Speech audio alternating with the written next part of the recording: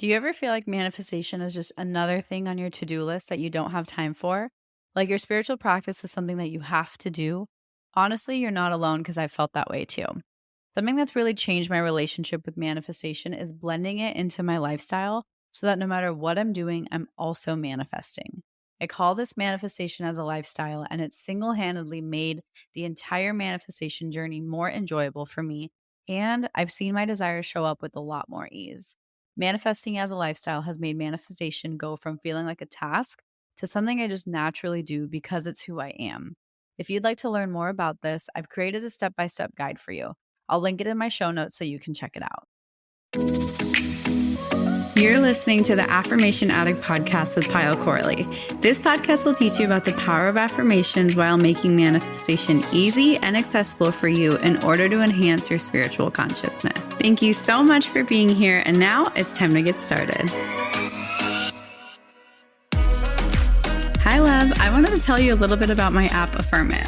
It's an app I've created to help you practice affirmations, manifestation, and spirituality. It has thousands of daily affirmations that you can affirm and swipe through, including exclusively curated collections for just what you're going through, from anxiety to confidence, to career growth to love, and so much more. You're going to have unlimited access to our library of meditations, visualizations, and our signature guided affirmations when you join. Affirm It is a place you can come to work on your self-improvement through our guides, practices, and journaling.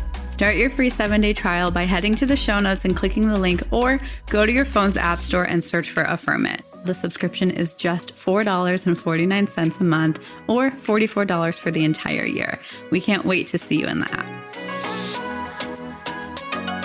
Hi, everyone, and welcome back to the Affirmation Addict podcast.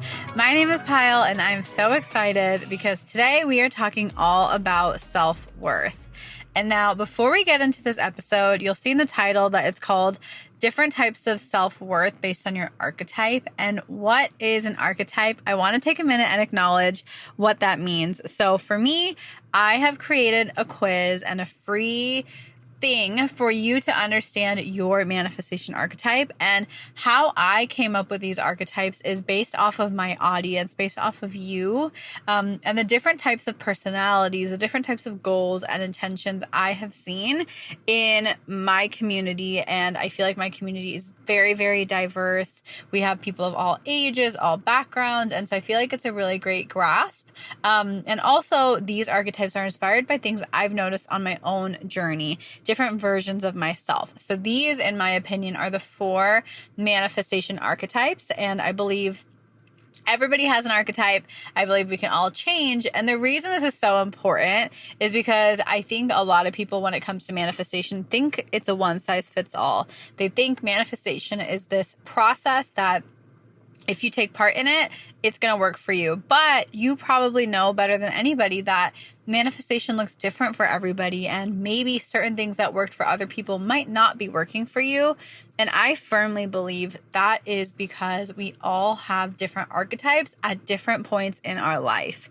And so depending on what your archetype is, I think manifestation looks different for you. Your spiritual journey looks different for you. And specifically for today, I want to talk about that self-worth might look different for you. And so if you have no idea what your archetype is, you are welcome to take the quiz. It's totally free. You can go to the show notes and it's in there. And if not, you are welcome to listen to this podcast and see, maybe you can guess your archetype and take the quiz after. However you want to do it. But I have 4 archetypes laid out, and I have been all of these archetypes at different points in my life. There's no hierarchy. It's not that one is better than the other. It just depends on where you're at and what's currently going on in your reality. So the 4 archetypes I have, and I'll give you a little bit of a background, but the background is really going to come when I explain what self-worth looks like for all of them. So the 4 archetypes we have are the heart, the dreamer, the manifester, and the visionary. So each of these has their own personality type. It has different strengths, different challenges, different intentions that they're probably working on right now. And that's what I love about these archetypes is it's almost like a personality type on your spiritual journey. And the thing is we celebrate your personality type being able to change. You don't have to stay in the box of the archetype. You can take what works, leave what doesn't. And I think that's why these archetypes are so special to me.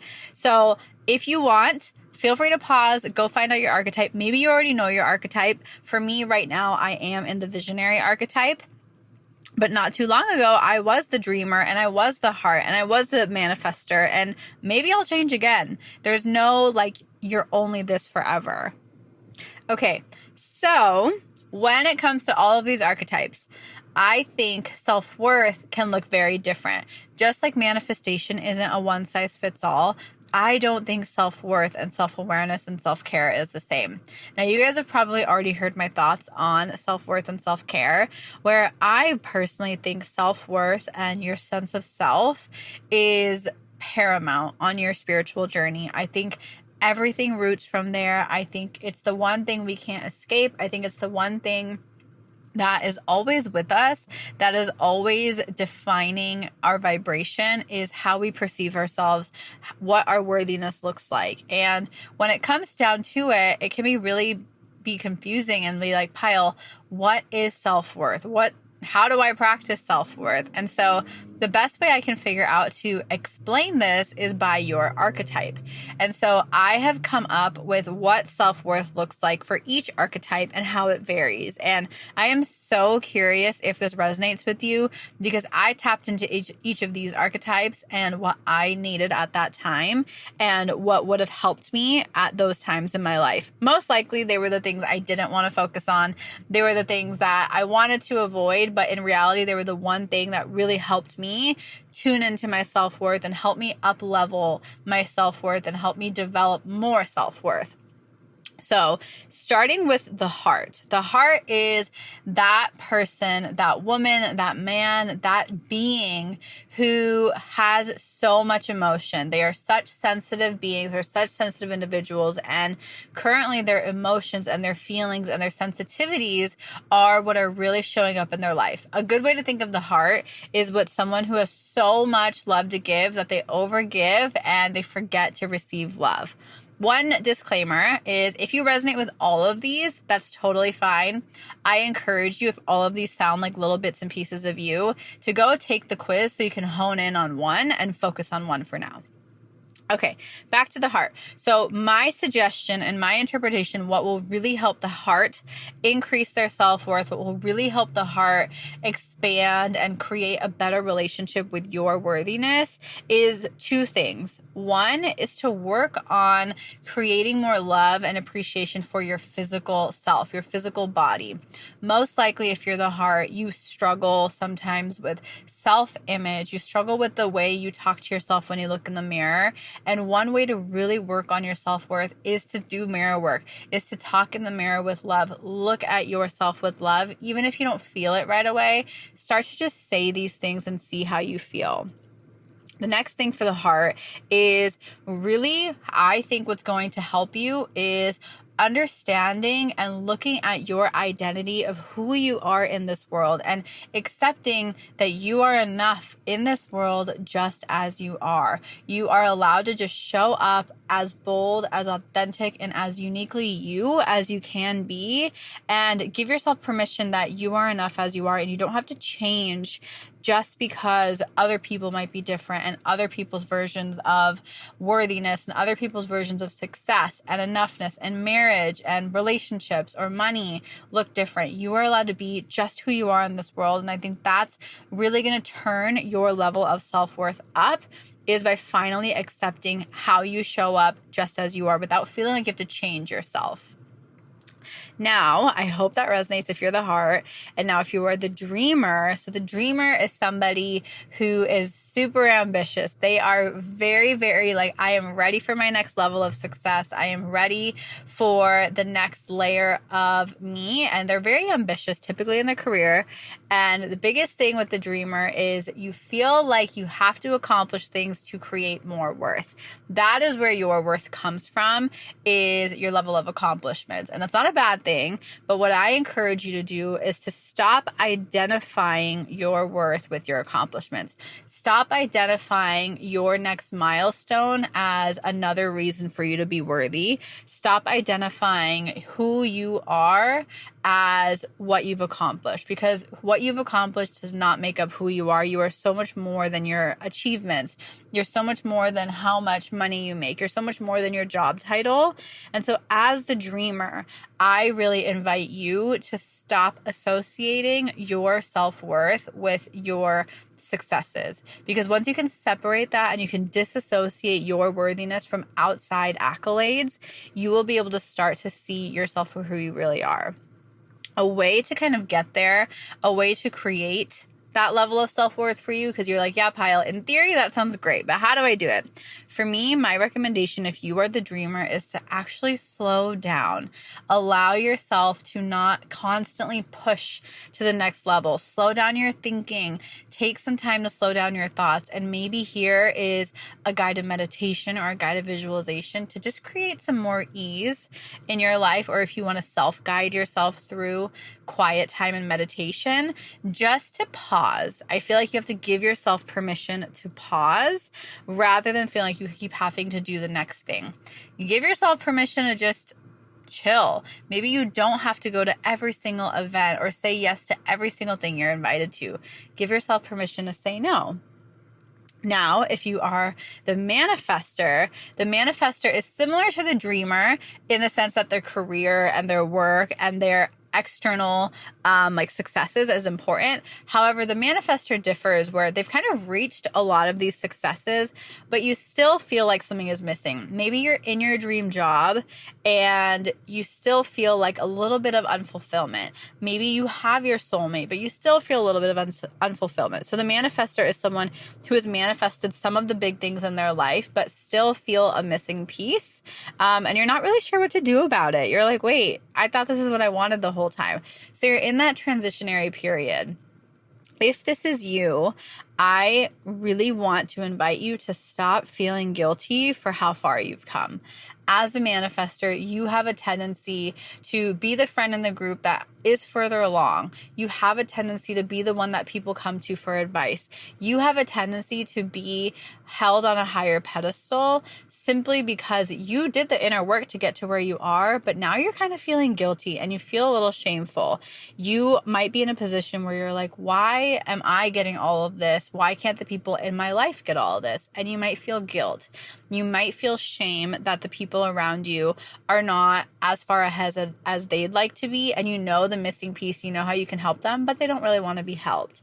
So my invitation for you is to, one, give yourself credit that you put in the work, you did the inner work to get here, but also what I need you to do is to stop dimming your light in front of the people around you. That's really, really sabotaging your own self-worth, is because you are holding yourself back to stay familiar, to stay comfortable, to stay in the same energy, to stay in the same frequency as the people in your life. And you don't want to make other people uncomfortable. My invitation to you to up your self-worth and to really reconnect with you is, one, stop playing so small. And secondly, don't be afraid to make other people uncomfortable. Because what if the discomfort that you cause them by showing them what's possible is actually the permission they need to get to where they want to be? As a manifestor, you have a really, really strong sense of who you are and how powerful you are, but now you're kind of just doubting it and you're like, wait, am I actually worthy of this even though it's here? So one practice for you I really recommend is just gratitude and true gratitude. I have a podcast on this where I talk about full gratitude, not just saying thank you, but really basking in appreciation, noticing how good we really do have it with all the little blessings, whether it's waking up or the biggest thing you've ever manifested. Practice gratitude to help you ground into all the worth you are worthy of. And not only will your self-worth increase and improve, but you'll also start to show and inspire the people around you how much they are capable of. So don't take it as a curse. Don't take it as, why are the good things only happening to me? You are calling it in. That is your point of attraction. And all you can do is honor that and appreciate how good you do have it. And that can only help everybody else around you, right? Now, lastly, as a visionary. So a little bit about the visionary. The visionary is somebody who you've kind of manifested all the physical stuff. You've done the home, you've done the soulmate, you've done a lot of those things. And now what it really feels like is you're at this point of maintenance, but very much so in a spiritual level of connecting to your higher self. Like you're not focusing on the 3D stuff anymore. You're a lot more like, who am I spiritually? You might notice that some of the things you've manifested were not what you expected, even though they were so important to you at one point. You might notice you're changing a lot, like your initial desires and things that you initially thought were important to you are changing a lot. And you really are just in this exploratory, curious phase where you're like, I know there's more and I'm trying to tap into this more. You're more into the energetics. You know there's deeper things beyond what you're eating for food. You know everything is energy and you're really trying to start to live that. You're curious about how to really embody that. That's your main focus. Not saying that other people don't have this focus, but this is like your biggest priority is how do I connect deeper? So as the visionary, one thing similar to the manifester is sometimes you kind of get caught up in, oh, the people around me, I wish they could feel good, feel just as good as I do because I know how possible it is.